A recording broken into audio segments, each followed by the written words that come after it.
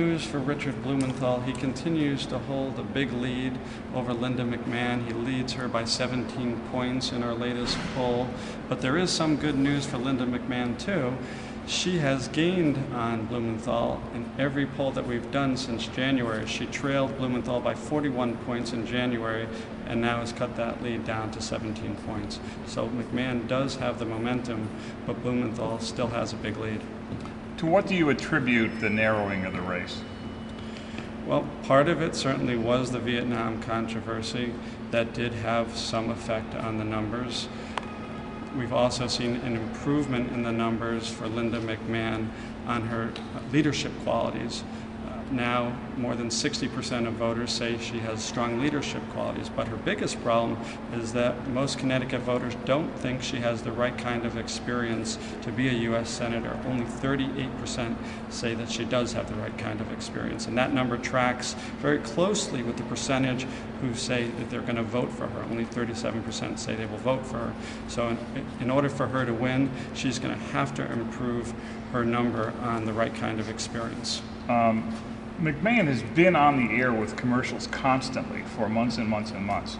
Ironically, Blumenthal, he's had some commercials, but he seems to be a little bit more invisible these days than he's ever been, in the sense that I don't know whether he's spending time, making contribution calls or whatever, but do you think that contributes at all to this situation?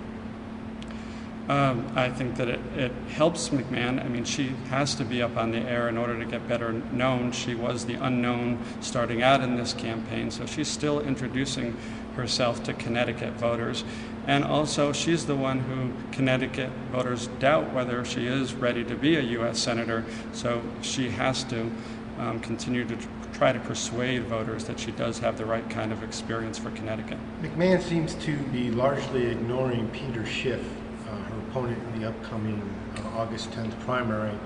Based on the latest poll results among likely voters and previous results among registered voters, do you think she's right to be looking beyond August 10th and focusing on Blumenthal? Well, that strategy does seem to be working. She's way ahead in the primary.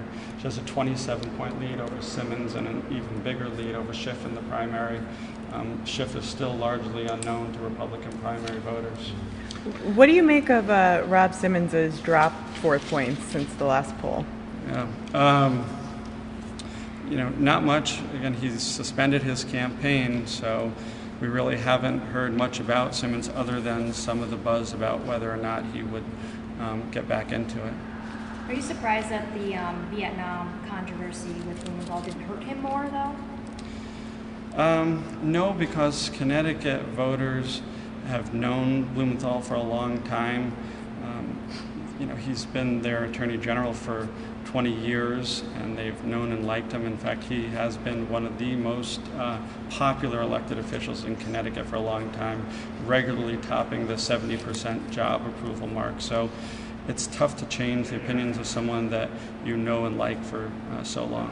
One thing I did notice in the Blumenthal numbers, his approval rating among Republicans, which had been about 60%, I think, in the polls I looked up earlier, is down to it's like under 50, and it looks like fairly kind of neck and neck between Republicans who approve of the job he's doing and those who don't. That's true. That's where we did see some drop off for Blumenthal, was in the Republicans, although if you look at his overall job approval rating, it's still very strong at 72%. It's higher than any other Connecticut elected official. Jody Rell is at 60%, Lieberman's at 40%, Dodd's at 38%. So Blumenthal is still very popular. And as far as the Republicans go, you would expect the Republicans, once you get into the campaign, to go for the Republican candidate. So he can afford to lose Republican support, but as long as he remains strong among independents and Democrats, he'll be in a strong position to win. McMahon-Blumenthal shift in this is only 3 points, which is in the margin of error, but you said the more important fact is the overall trend. Right? That's right. It's a statistically insignificant change, the 3 points. It's a very small change from our last poll in which she trailed by 20 points. However, what I'm looking at is the overall trend, that if you go back to January when she was trailing by 41 points, and then we have pretty much polled every month or two since then, she has gained on him.